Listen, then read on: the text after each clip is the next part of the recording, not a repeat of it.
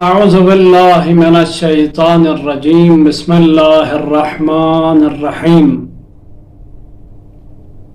نحمده ونصلي على رسوله الكريم وآله الطاهرين ولعنة الله على أعدائهم أجمعين من الآن إلى لقاء يوم الدين. أما بعد، قال تبارك وتعالى: یا ایہا الذین آمنوا اتقوا اللہ وکونوا مع الصادقین. عزیزان گرامی قدر، ماہ مبارک رمضان ہے. خدا ہمیں اس مہینے کے برکات اور فیوزات سے استفادہ کرنے کی توفیق دے. عشرہ مغفرت ہے. خداوند متعال ہمارے مردگان کے تمام گناہان کبائر و صغائر کو معاف کرے اور زندہ لوگوں کے بھی گناہان کبائر و صغائر کو معاف کرے اور ہمیں اچھے کام کرنے، اچھے اعمال انجام دینے کی توفیق دے. شب ولادت سبت اکبر کریم اہل بیت امام حسن بن علی مجتبی سبز قبا علیہ السلام ہے. اب تمام ملت اسلامیہ کو ہدیہ تبریک عرض کرتے ہیں. آج میں جس عنوان پر گفتگو کروں گا اس روز کے حوالے سے، اس شب ولادت کے حوالے سے، وہ عنوان ہے سیاست از نظر امام حسن علیہ السلام.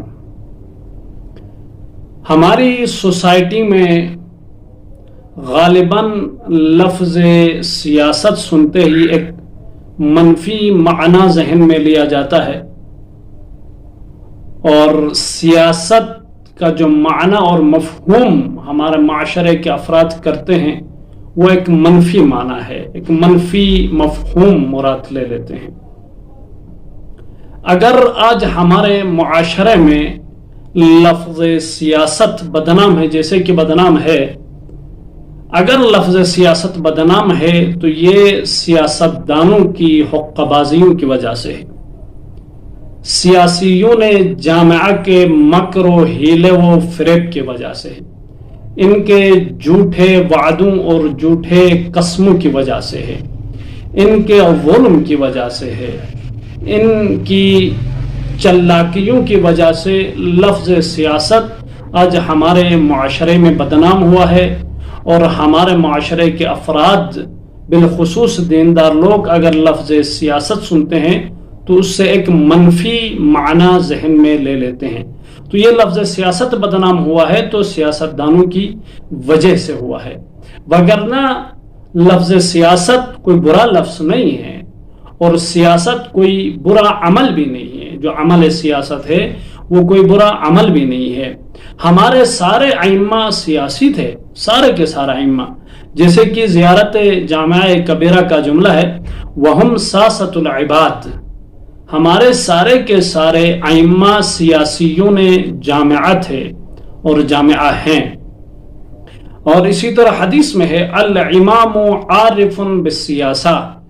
امام کی خصوصیات میں سے ایک خصوصیت یہ ہے کہ امام سیاست مدار ہوتا ہے، سیاست دان ہوتا ہے. عزیزان گرامی قدر، ہمارے سارے ائمہ کو شہید کر دیا گیا. کوئی امام ایسا نہیں ہے جو اپنی طبعی موت مرا ہو. سب کے سب کو شہید کر دیا ہے، یا زہر کے پیالے کے ذریعے سے یا تلوار کی دھار کے ذریعے سے. ہمارے سارے ائمہ شہید ہوئے ہیں. تو یہ جو شہید ہوئے ہیں اس کی مین پوائنٹ اور مین وجہ ائمہ کی سیاست ہے. سیاست کی وجہ سے ائمہ کو شہید کیا ہے. اسی طرح رسول خدا صلی اللہ علیہ وآلہ وسلم نے جو اپنے عہد رسالت و نبوت و سرکاری میں جو خطوط لکھے سران کے لیے، بادشاہان کے لیے، افسروں کے لیے، تو یہ خطوط لکھنا ایک رسول اللہ کی سیاسی جدوجہد تھی اور ایک سیاسی عمل تھی رسول اللہ صلی اللہ علیہ وآلہ وسلم کی. عزیزان گرامی قدر، سیاست ائمہ نے کیا ہے تو سیاست ایک اچھا عمل ہے.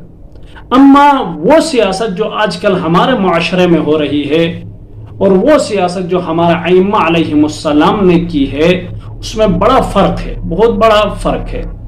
رہبر کبیر انقلاب اسلامی ارشاد فرماتے ہیں کہ کہتے ہیں جب مجھے قم سے اسیر کیا گیا، قبل از انقلاب کی بات ہے، اب آپ کو جب قم سے اسیر کر کے گرفتار کر کے لے کے گئے تو جو افسر اور جو پولیس آپ کو گرفتار کرنے آئی تھی شاہ کی طرف سے، تو اس افسر نے، اس ذمہ دار نے رہبر سے کہا آغا جان آپ کا سیاست کے ساتھ کیا لینا دینا؟ یہ خود رہبر بیان کرتے ہیں، آپ کا سیاست کے ساتھ کیا تعلق ہے؟ آپ کا تعلق خوجے سے، آپ درس و تدریس سے اپنا لینا دینا رکھے، سیاست کے ساتھ آپ کا کوئی لینا دینا نہیں ہے۔ سیاست یعنی جھوٹ، سیاست یعنی مکر، سیاست یعنی ہیلا، سیاست یعنی غیبت، سیاست یعنی ظلم، سیاست یعنی جھوٹے وعدے، سیاست یعنی جھوٹے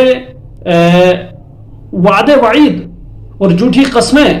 اس سے آپ کا کیا لینا دینا ہے؟ آغا جان آپ خوجے سے ریلیٹڈ رہیں، آپ اپنا کام جو ایک اچھا عمل ہے درس و تدریس یہ کرتے رہیں۔ تو آغا نے جواباً اسے کہا بالکل آپ نے صحیح فرمایا، اگر سیاست کا معنی یہ ہے جو آپ نے کیا ہے، جھوٹ، مکر، ہیلا، ظلم، تو پھر ایسی سیاست سے ہمارا کوئی لینا دینا نہیں ہے۔ اما جو سیاست میں جانتا ہوں، رہبر فرماتے ہیں جو سیاست میں جانتا ہوں وہ سیاست ایسی نہیں ہے جو آپ بیان کر رہے ہیں۔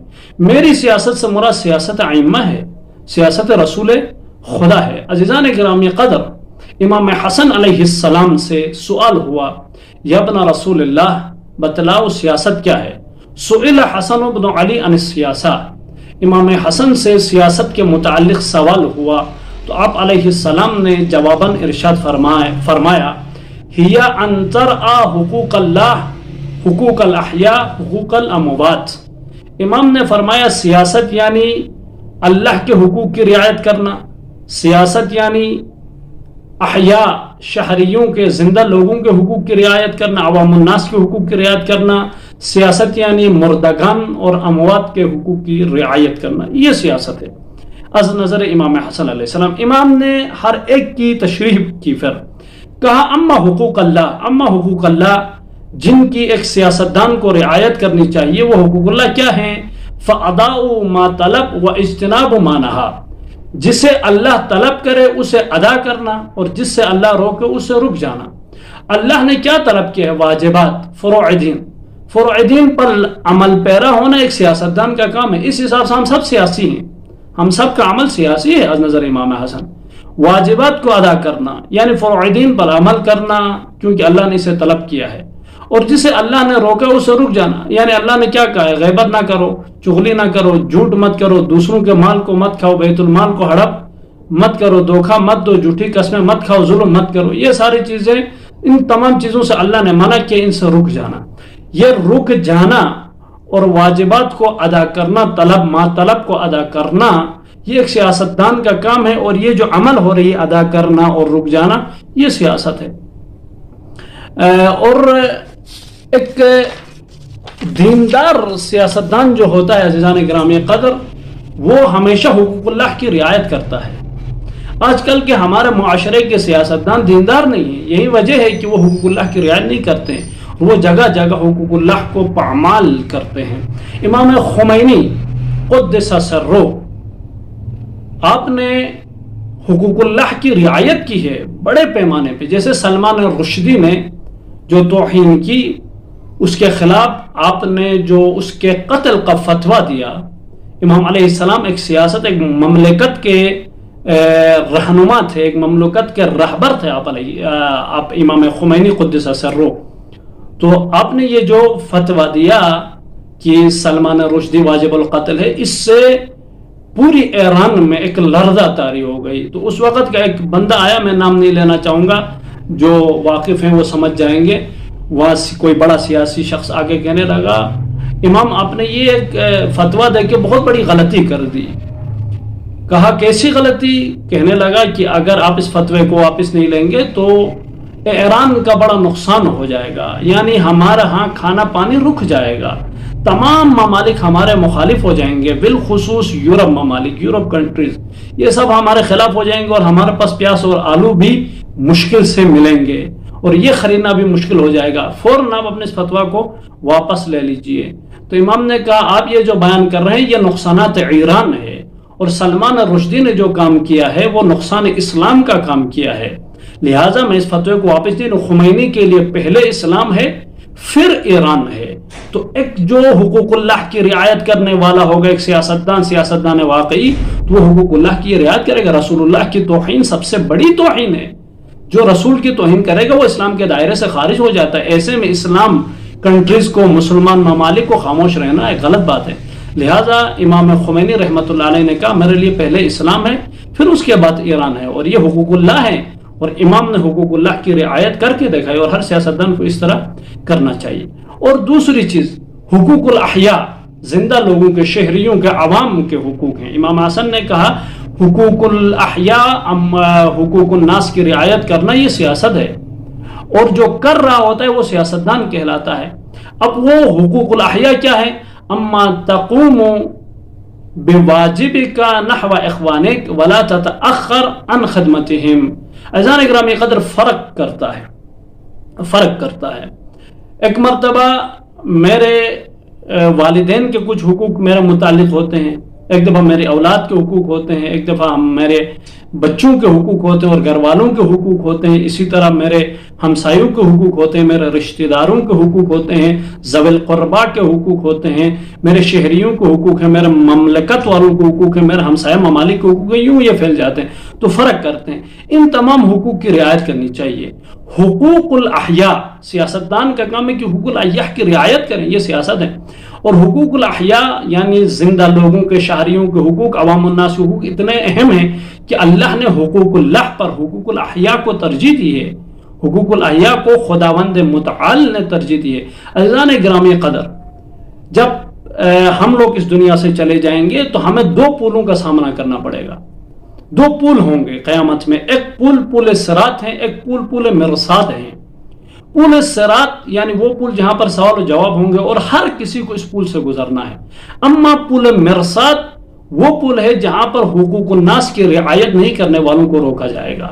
یہ پول مرصاد ایک ایسا پول ہے، وہاں سے یہ قرآن میں بھی آیا ہے، ان ربک لبالمرصاد، قرآن میں آیا ہے. مرصاد یعنی کون سا پول؟ قنطرۃ علی الصراط، ایک پول ہے صراط کے ساتھ، صراط کے پول کے ساتھ.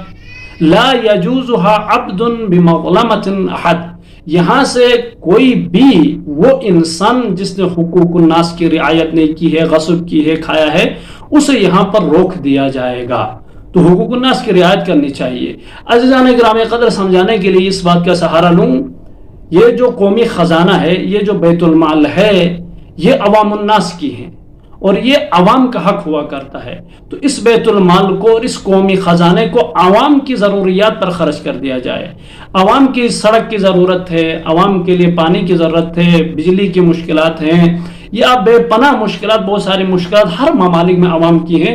ان مشکلات پر خرچ کرنے کے لیے بیت المال ہوا کرتا ہے، قومی خزانہ ہوا کرتا ہے.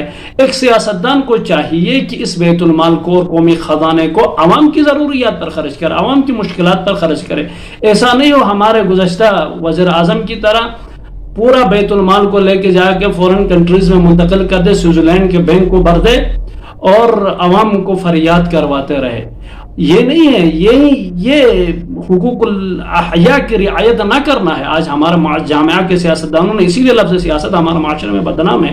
امام حسن کے تو حقوق الاحیاء کی رعایت کرے. بیت المال حقوق الناس ہے، اور لوگوں کا حقوق ہے، جامعہ کا حقوق ہے، افراد کا حقوق ہے. اسے افراد کے اوپر خرچ کر دیا جائے. باہر لے جا کے فورن کنٹریز میں اپنے لیے بنگلے نہ خریدیں، فلیٹ نہ خریدیں، گھر نہ خریدیں، اپنی دولت نہ بڑھائیں، بلکہ جو آپ کا حق بنتا ہے، جو آپ کی سیلری بنتی ہے وہ لے لیں اور باقی عوام الناس کیا عوام پر خرچ کریں. حدیث میں ہے، اتنا اہم ہے عزیزان گرامی قدر، اگر کوئی انسان شہید ہوتا ہے راہ خدا میں، تو پھر میدان جنگ میں جب اس کے خون کا قطرہ، شہید کا خون کا قطرہ، پہلا قطرہ جب زمین پر گرتا ہے تو اس کے سارے گناہ بخش دیے جاتے ہیں. تمام کے تمام گناہ اس شہید کے وقت دیے جاتے ہیں، سوا حق الدین، سوائے حقوق الناس کے. اگر اس شہید نے کسی انسان کا، کسی بندے کا، کسی فرد کا حق غصب کیا ہے تو پھر وہ گناہ جو اس نے اس غصب کر کے حاصل کیا، اسے یہ خون شہید بھی نہیں بخشوا سکتا ہے. حقوق الناس بہت اہم ہے. خون شہید تمام گناہوں کو دھو سکتا ہے، تمام گناہوں کو اس شہید سے پاک کر سکتا ہے، ہٹا سکتا ہے، اما حقوق الناس کو پاک نہیں کر سکتا ہے. सिवा हक़ुद्दैन, हक़ुद्दैन अगर किसी का इस शहीद के गर्दन पर है तो खून शहीद भी शहीद को हक़ुद्दैन से नहीं छुड़ा सकता है, नहीं बख्शवा सकता है। और तीसरी चीज जो इमाम हसन ने कहा सियासत के बारे में, कहा हुकूकुल अमवात, मुर्दागान के हुकूक की रियायत करना एक सियासतदान का काम होता है, और ये रियायत करने वाली अमल को सियासत कहा जाता है। ये बड़ी बात है, शायद आज नहीं सुनी हो आप लोगों ने। मुर्दागान के भी हुकूक हैं जो सियासतदान के गर्दन पर है रियायत करना है। वो क्या है मुर्दागान के हुकूक जो एक सियासतदान को रियायत करनी चाहिए? अज़कुर खैरातहुम, उन मुर्दागान की नेकियों को और अच्छे चीजों को और अच्छे आमाल को जिक्र करो। उनके बुरे आमाल से कोई सरोकार नहीं होना चाहिए, कोई लेना देना नहीं होना चाहिए, उनको जिक्र ही नहीं करो, उनकी अच्छाइयों को जिक्र करो। क्यों उनकी अच्छाइयों को जिक्र करें और उनकी बुराइयों से कोई लेना देना नहीं होना चाहिए, कोई सरोकार नहीं होना चाहिए? इसलिए कि फ़इन्न लहुम रब्बन युहासिबुहुम, बुराइयों के बारे में उनका अपना परवरदिगार है जो उनसे हिसाब व किताब करेगा, उनका मुहासिबा करेगा। तुम कौन हो तो उनकी बुराइयों को जिक्र करने वाला? यानी एक सियासतदान को चाहिए कि मुर्दागान के हुकूक की रियायत करें। हुकूक मुर्दागान ये है कि उनके खैरात, उनके नेकियों और अच्छाइयों को जिक्र करें, उनकी बुराइयों को जिक्र करने से इज्तनाब करें। इमाम हसन की निगाह में हम सब के सब सियासतदान अज़ान ग्रामी कदर, पूरे माशरे के अफराद सियासतदान, और सियासत यही है। वो नहीं है जो हमारे माशरे में दुगली और ट्रिपल किस्म की सियासत होती है, वो सियासत नहीं है। तो खुदावंद मुतआल से दुआ है कि खुदावंद मुतआल हमें ऐसे सियासतदान दे जो इन हुकूक की रियायत करें, हुकूकुल्लाह की, हुकूकुल अहया की और हुकूकुल अमवात की रियायत करने वाले हों, और हमारे ऊपर उस तरह के सियासतदानों को मुसल्लत न करे जो इन हुकूक से बेजार हैं और इनसे दूरी इख्तियार करते हैं और अपना पेट पालने के पीछे लगे रहते हैं। और हमारी सबसे बड़ी हाजत इमाम उलमा के ज़ुहूर में ताजिल हो, ताकि पूरी आलम इंसानियत को उनके तमाम हुकूक बराबर मिलेंगे। वमा अलैना इल्लल बलाग। वस्सलामु अलैकुम व रहमतुल्लाहि व बरकातुहू।